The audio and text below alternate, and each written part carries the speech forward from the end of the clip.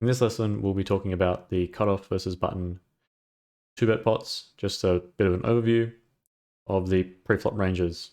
So the cutoff opens the pot, and then the button calls, and everyone else remainder folds. There's a few different sizes that the cutoff can open the pot. So the most common size is this 50% raise size, or the 2.25 open size that for 100 big blind deep standard cash. And these seem to run with 5% rate capped at one big blind.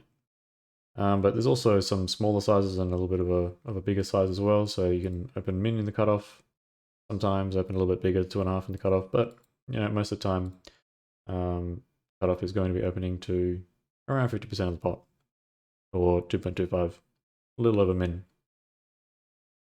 Now, after the cutoff opens to 2.25, we have the button's response. And the button's response got a 4% calling range. That's a relatively tight calling range against this cutoff open.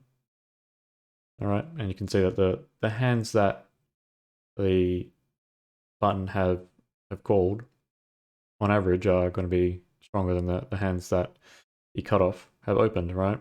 That's one of the rules of the gap concept. When there's no antes in the pot, the players that continue without any kind of discount or ante will usually continue with a tighter range than the player that opens the pot. All right, let's have a look here in Power Acre Lab, where I've copied the two ranges over. So here in the cutoff, you've got the cutoff range and the button range, button calling range. And we've got a bit of an overview. We can see that the cutoff's range equity is lower than the buttons. In other words, the button on average is going to have a range advantage. But this number doesn't tell us everything, right? We can look at the heat map or the equity graph. So let's have a look at the heat map first, just so we can have a think about what kinds of hands have, in the cutoff against the button call, have a good chunk of equity, right? And the hands that are over, say, 50% equity against the button calling range actually is not that much of the cutoff's opening range. Pocket sixes up, and then ace jack offsuit, ace 10 suited. Not actually that much. Like, most of the cutoff's opening range is going to be behind the button's calling range. There is going to be some really hands that stand out, which is this aces, kings, and to some degree queens, with a lot of equity against the calling range. Aces, kings, and queens aren't really present in the cutoff's calling range that often, especially queens, maybe a tiny amount, maybe ace king off a tiny amount, but definitely aces and kings never really been called in the button. So there's this enormous equity advantage with those hands there against the button's calling range. But most hands will be at a slight disadvantage, going all the way down to 6-4 and 5-4 suited. Let's have a look at it. Let's look at it the other way around. So the button's calling range, a little bit hard to see, but this is how the cutoff. This is how the button's calling range against the cutoff open. This is what it looks like. There's good density of pocket pairs, but there's no hands that really smash in terms of equity, right? There's none of these hands have more than 70%. Jacks is only 68.9%. Everything else is kind of between, say, 60% and 40% most of the time, right? So we look at the number of hands that have more than 50% equity here, right? There's actually a fair few more hands that have 50% or more equity in the button's calling range against the cutoff's opening range. It goes all the way down to like king queen offsuit, king 10 suited, ace 7 suited, pocket fives, right? In contrast, when it was the other way around, it was ace jack and ace 10 suited and like pocket sixes. So yeah, the cutoff's opening range is wider than the button's calling range. And just in terms of raw equity, which is a quick back of the envelope calculation, you can see that the button calling range is stronger and is going to hit flops a little bit better. The types of flops that'll hit better are going to be these low flops with a high density of these pocket pairs. These pocket pairs, say 8s through 2s and yeah, 2s through 8s. You've got pretty high density of these pocket pairs in the calling range, and so you can hit sets with them pretty well as the button. And so if the board comes relatively low, it's going to have a pretty good nut advantage for the button just because of the high density of the sets in the range. We'll have a look at that again in the equity graph. Let's calculate this. This shows the same thing just in terms of a little plot graph here. So blue is cutoff and then the green is button. So blue on the cutoff, once again, aces, kings, queens, jacks, and tens. Good chunk of equity against the cutoff calling range, right? Because remember the cutoff's calling range is those weaker pocket pairs and some strong sort of Broadway hands and sort of Broadway type hands, which can outdraw these big pairs, but are usually fairly far behind pre-flop. But on the other hand, like the cutoff has a lot of these relatively weak hands which open. The weakest of which in terms of equities is 4-5 suited, 4-6 suited, right? These suited gaps, suited connectors, king 5 suited, 7-10 suited, really quite junky hands that open will be behind by a fair amount. So what does this mean? So you've got here the cutoff has strong hands at the top and then a lot more weak hands at the bottom, right? But the button has a lot of hands, towards the middle, relatively even compared to the cutoffs, which has a lot of strong hands and then a handful of strong hands and then a lot of weak hands, and then the button has some middling hands. So what this means is that the cutoff has a range disadvantage. Okay, we discussed that overall the cutoff has a range equity of 47% versus the 47 point something percent versus the button's 52%. But the cutoff has a polarity advantage, at least pre-flop, right? So there's polarity advantage, which means that a lot of the time the cutoff will have those big pocket pairs, and those big pocket pairs can be used to defend a weak checking range by going for a check raise, and we'll see that when we look at the sims a bit later. That a lot of the time the cutoff will either make some sort of bet with this polarity in terms of the big pocket pairs for value, and then some weak hands to bluff, or the cutoff will check and then go for a check raise. Depends on the board itself. Depends on how well the button hits that kind of board. That'll give some more information about the checking frequency of the cutoff. But usually, because of the range disadvantage and the positional disadvantage as well, the cutoff is going to check to the button. All right, cutoff's open the pot, button's called, and then most of the time on a lot of different boards, the cutoff will check at quite a high frequency. We could just plug in some random boards just to see what kinds of equities that we get out, right? King 3-2, okay, that's even worse for the cutoff, right? This might not be what you would expect because the cutoff's got ace king.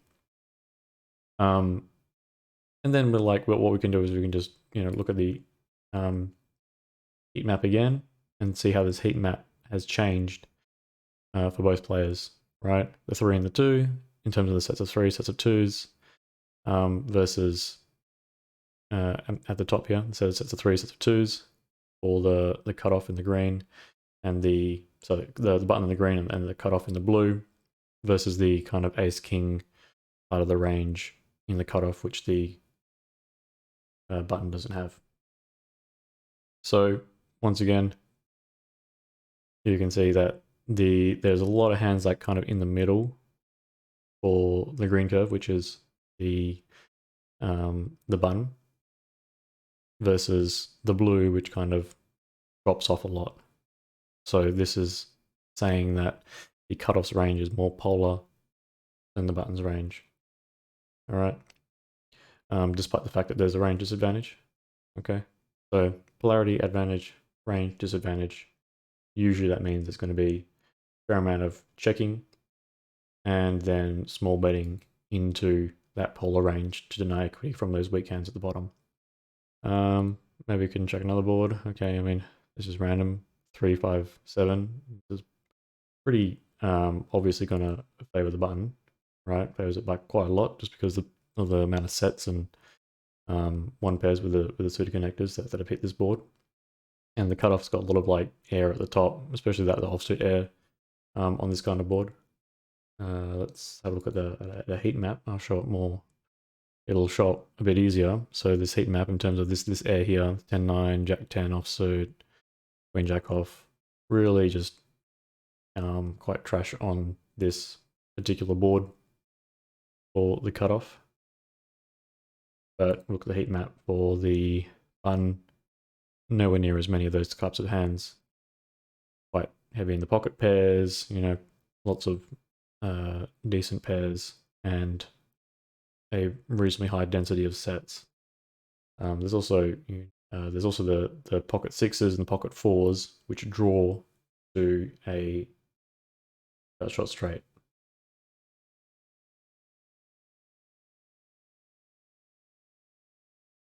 The heat map again. Sorry, not the heat map, the equity graph again.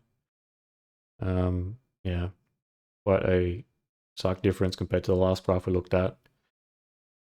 Green is button, blue is cutoff. Cutoff's curves all the way underneath, button's all the way on the top.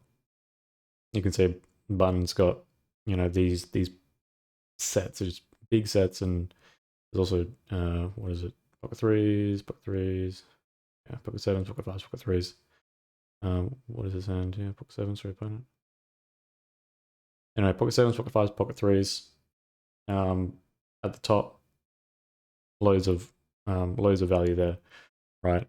That represents almost 10-ish%. Yeah, there's your top 8% roughly of the range, and then after that, just on average, the button's going to have a stronger hand, right? Which is represented by the green curve always being on top of the blue curve for the rest of the range.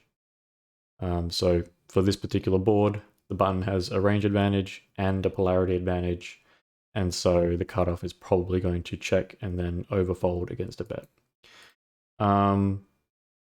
Other kinds of boards, yeah, all right. 2-2-5, and we're going to look at a lot of these in later videos. Right? This is just the first video out of a handful on the cutoff of button single rose pot. Even more for the button, remember, because the button's got a lot of pocket pairs in their range, versus the cutoff, which just has a lot of high cards. Heat map again. Right, all these high cards are just really quite drawing quite thin. Okay, and the pocket pairs are doing well, but the high cards aren't. On the other hand, because there's fewer high card type hands in the button's range, and even the high card hands which the button has, those hands are like ace high and a strong ace high at that, so they'll win at showdown a good chunk of the time on a paired board against weaker ace highs and some king highs.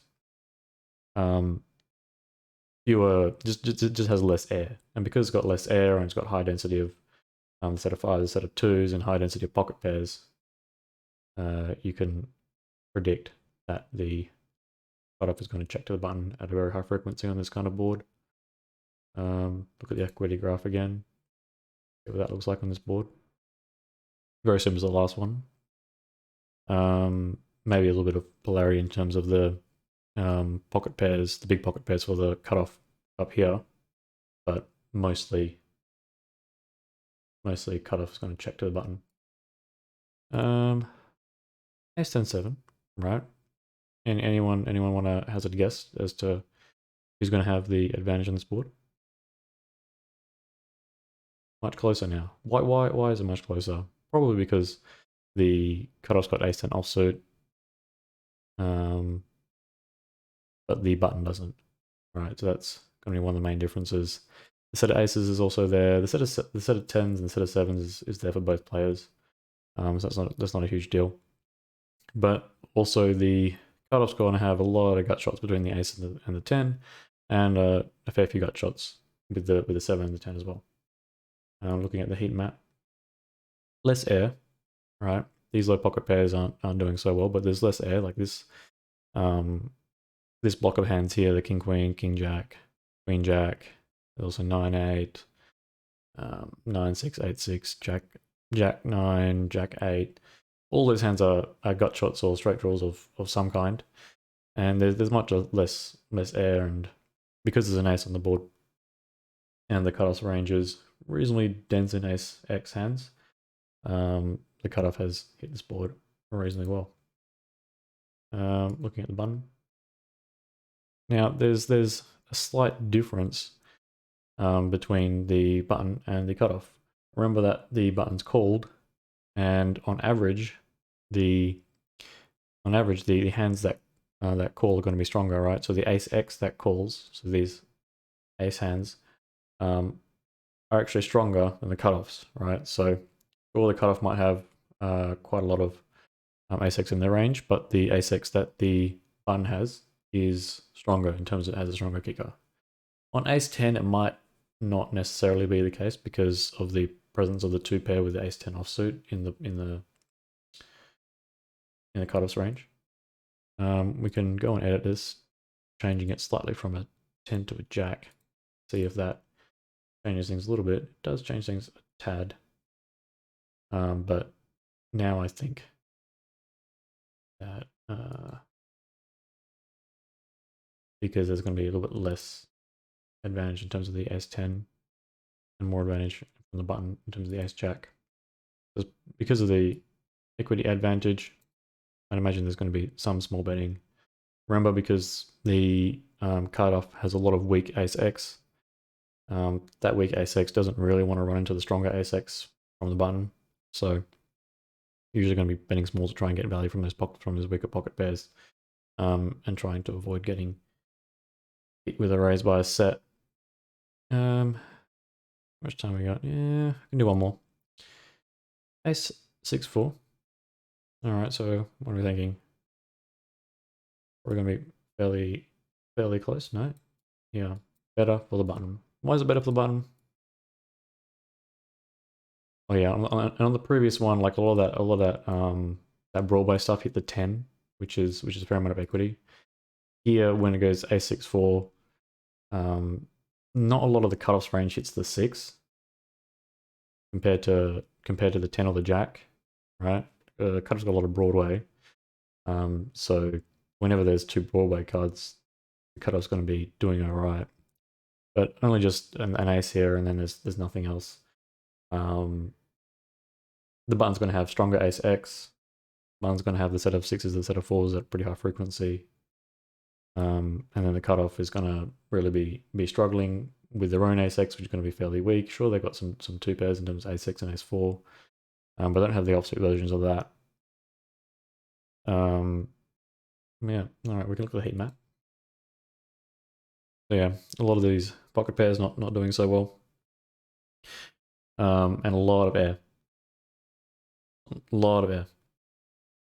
So king queen all the way down to 8-7. I mean, 8-7 the gut shot. Like 9-7. Like it's just loads of junky hands which are just totally missed, right? Compared to the previous one on ace 10-7, right? On a 10, or it was ace jack 7. I think we looked at both of them. The jack hits, you make a pair. The 10 hits, you make a pair, right? You're making middle pair here. But when a 6 hits, Like you're not really making too many pairs because it's just suited hands compared to the offsuit hands when there's Broadway. So when that happens, you've got to be playing more cautiously in the cutoff, just because you don't have that much middle pair. And yeah, bottom pair even less so, right? On the other hand, look at the heat map for the button. Button doesn't have as much air, right? So you know the small amount of air at the bottom can be used as you know a flop bluff or a check back turn, check back flop, and then bet the turn or some kind of bluff somewhere. But otherwise, like these pocket pairs will be doing pretty well against the air hands in the cutoffs range, and these ace x hands that have flatted preflop are just stronger than the ace x that the cutoff has on average, right? Ace queen is just going to beat your opponent's ace nine offsuit. And it is ace queen here is now outdrawn pocket kings. So yeah, that's that. Looking at the heat map, sorry, the equity graph again.